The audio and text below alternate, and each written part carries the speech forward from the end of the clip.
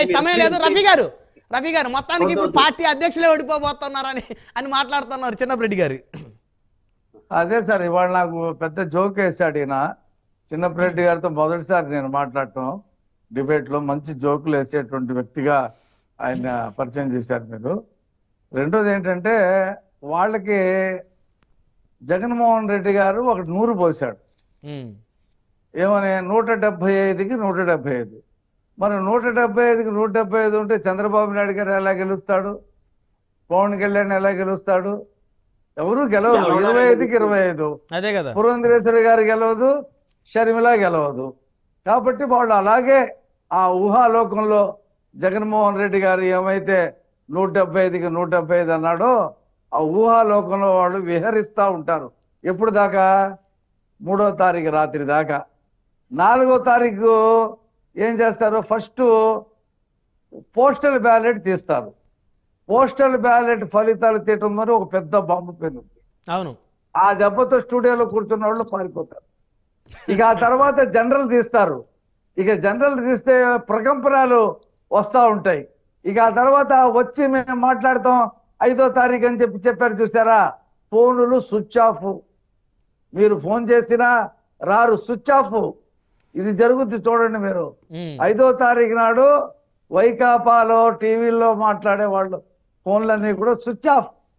ఇక మీకు అది ఎన్ని రోజులు స్విచ్ ఆఫ్ ఉంటుందో తెలియని పరిస్థితి.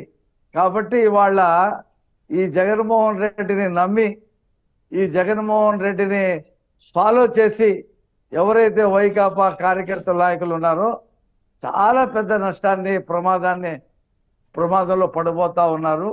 ఎందుకంటే ఆ పార్టీ రేపు 5వ తారీఖు తర్వాత, ఇప్పుడు కేసీఆర్ పార్టీ మూతపడిపోయే పరిస్థితి ఉంది తెలంగాణలో. రేపు పార్లమెంట్ ఎన్నికలు ఫలితాలు వచ్చిన తర్వాత ఇప్పటికే 3-4 ఎమ్మెల్యేలు క్యూ కట్టారు. ఇంకా 25 మంది ఉన్నారంట క్యూ కడతానికి. అదే పరిస్థితుల్లో ఇక్కడంతా కూడా ఇక దానికి రాజకీయ సమాధి అయిపోతా ఉంది. మేము ఓడిస్తున్నాం. కూటమి అభ్యర్థులు మేము వైకాపాని చిత్తుగా ఓడిస్తూ ఉంటే షర్మిల ఆ పార్టీకి సమాధి కట్టబోతా ఉంది. ఎందుకంటే ఇక ఆ తర్వాత వాళ్ళందరూ కూడా మళ్ళీ రాజశేఖర రెడ్డి, షర్మిల ఒక బొమ్మ మారుస్తారంతే. రాజశేఖర రెడ్డి బొమ్మ ఉంటుంది, కింద షర్మిల బొమ్మ పెట్టుకొని 3 రంగులు. ఇప్పుడు కూడా 3 రంగులే. అప్పుడు కాంగ్రెస్ 3 రంగులు వేసుకొచ్చి అప్పుడు వస్తారు. ఎలా ఉండబోతుందంటారు ఫలితాలు? ఫలితాలు వన్ సైడ్.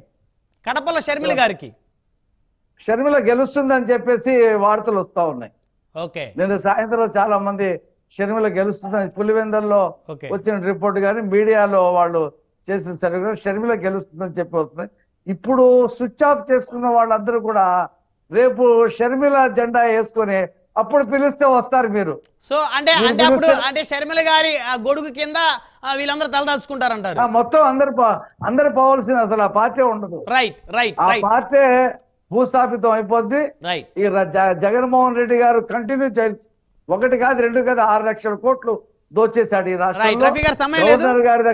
గవర్నర్ గారి దగ్గర సంతకం తీసుకోవటం, పర్మిషన్, కేసు పెట్టడం, జైలుకి పంపించటం. ఇక అదే మిగులుద్ది. ఇక మీరు చూడండి కావాలంటే. గాది వెంకటేశ్వర గారు కంక్లూజన్ ఇవ్వండి. ఏంటి చిన్నప్రెడ్డి గారు కాన్ఫిడెన్స్ గా మొత్తం పార్టీ అధ్యక్షులు 4 పార్టీల అధ్యక్షులే ఓడిపోతా ఉన్నారని చెప్పేసి శపథం చేస్తా ఉన్నారు. ఏమన్నా దాంట్లో ఇప్పుడు నేను జగన్మోహన్ రెడ్డి గారు ఓడిపోతాడు అంతే, అది కరెక్ట్ అంటలే. కానీ అలాంటి కాదు మాట్లాడుకోవాల్సింది. మనం సోదరుడు చెప్తున్నాడు డబ్బులు పంచారు మేమేదో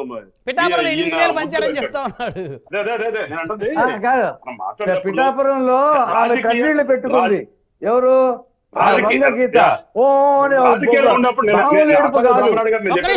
రాజకీయాల్లో ఉండి రోడ్డు మీదకి వచ్చినప్పుడు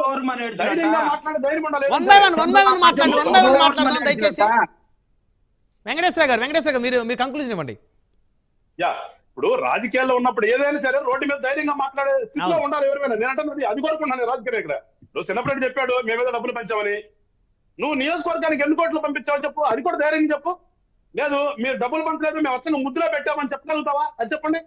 అందుకని ఏంటంటే కూడా చెప్పుకోవటం కాదు, మనది కూడా మనం ధైర్యంగా వచ్చి చెప్పగలిగే స్టేజ్ లో రాజకీయ నాయకులు ఉంటే రాజకీయాలు బాగుపడతాయి, ఈ రాష్ట్రం బాగుపడుతుంది. అది నేను కోరుకున్నది. అందుకని ఒకటి మాత్రం వాస్తవం అండి, ప్రజలు ఒక ఆలోచన చేసినప్పుడు ఖచ్చితంగా దాన్ని గౌరవించాలి. ఇవాళ రఫీ గారు అన్నట్టుగా మేము ఓడిస్తున్నాం అనేది కాదు, దాన్ని అన్న వేరే అనుకో. మాకు పార్టీలుగా ఒక పార్టీని ఓడిస్తున్నాం కాదు. ఆ నైజం జగన్మోహన్ రెడ్డి గారికి ఉంది. ఏమన్నాడు, ఇది కురుక్షేత్ర యుద్ధం జరుగుతుంది. అంటే ప్రజాస్వామ్యంలో ఎలక్షన్స్ అంటే నువ్వు సెలెక్ట్ గుడ్ క్యాండిడేట్ అండి, సింపుల్. అది రాజకీయ పార్టీలో ఒక మంచి వ్యక్తికి ఓటే జనం అనుకుంటారు, కానీ యుద్ధం సిద్ధమా అంటున్నాడు. అక్కడ అలా నైజం తెలియట్లా. నేను కోరుకుంటుంది అది కాదు, యుద్ధం కాదు. ఎప్పుడైనా మనం తెలుసుకోవాల్సిన ప్రజాస్వామ్యంలో ఎలక్షన్స్ అంటే ప్రజలు ఒక మంచి క్యాండిడేట్ ఎన్నుకునే అవకాశం ఉంటాం, ప్రశాంతంగా స్వాతంత్రంగా ఎన్నుకోవాలి. బాంబులు రోడ్డు మీద రావడం కాదు. ఎందుకని వీళ్ళకి ప్రజాస్వామ్యం తెలియట్లా ఇంకా వైఎస్ఆర్ పార్టీ వాళ్ళకి. ఇక్కడైనా నేర్చుకోండి రా బాబు, ప్రజాస్వామ్యం అంటే ఏంటి, రాజకీయాలు అంటే ఏంటి అనేది ఒకసారి నేర్చుకుంటే మనం ఒక మంచి పరిపాలన ఇస్తాం, ఒక మంచి నాయకులుగా రాష్ట్రంలో మిగిలిపోతామని చెప్పి వాళ్ళకి కూడా చెప్తున్నాను. రైట్ జగదీష్ గారు. బ్రహ్మనాయుడు గారు ఒక్క మాట. పవన్ కళ్యాణ్ గారిని ఓడించడానికి చంద్రబాబు నాయుడు గారు చేసినటువంటి కుట్ర మహాసేన మీడియా వాళ్ళతోటి ప్రత్యేకంగా పవన్ కళ్యాణ్ కి ఓటేయొద్దని చెప్పిచ్చాడా లేదా, ఇది చెప్పండి సార్ మీరు. ఒక నిమిషం జగదీష్ గారు. ఎవరో ఒక వీడియో పెట్టి గెలవమంటే గెలిచి ఓడమంటే ఓడే పరిస్థితి కాదు. ఒక్క నిమిషం అంటే సమయం లేదు. చిన్నరెడ్డి గారు మీ ప్రశ్నకి నేను చెప్తా సమాధానం. ఎవరో మహాసేన రాజేష్ అనేటువంటి వ్యక్తి ఒక వీడియో పెట్టగానే ఒక 3-4 లక్షలు వ్యూస్ రావచ్చు, కానీ 3-4 ఓట్లు కూడా పడే పరిస్థితి గ్రౌండ్ లెవెల్లో లేదన్న విషయం గ్రౌండ్ లో తిరిగి మీకు తెలుసు. పవన్ కళ్యాణ్ ఫోన్ చేసినటువంటి వ్యక్తి సార్, అలాంటి వ్యక్తికే 3 ఓట్లు లేనటువంటి వ్యక్తికి అది మా యొక్క విఘ్నత. ఆ విఘ్నత లేనాడో నువ్వు చెప్పే వ్యక్తి జగదీష్ గారు.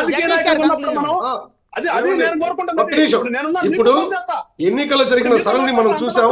గతంలో ఎన్నడూ లేని విధంగా రాష్ట్రం వెలుపల ఉన్న వాళ్ళందరూ 5,000, 10,000 ఫ్లైట్ టికెట్లు పెట్టుకుని వచ్చి ఓట్లు వేసిన వాళ్ళు కూడా ఉన్నారు. అదే విధంగా అబ్రాడ్ లో ఉన్న వాళ్ళు 10 రోజుల ముందే వచ్చేసి ఇక్కడున్న రాష్ట్రాన్ని కాపాడుకోవాలి, అభివృద్ధి లేని రాష్ట్రాన్ని కాపాడుకోవాలని వాళ్ళు పబ్లిక్ గా చెప్పారు, సోషల్ మీడియాలో చెప్పారు, ఎలక్ట్రానిక్ మీడియాలో చెప్పారు.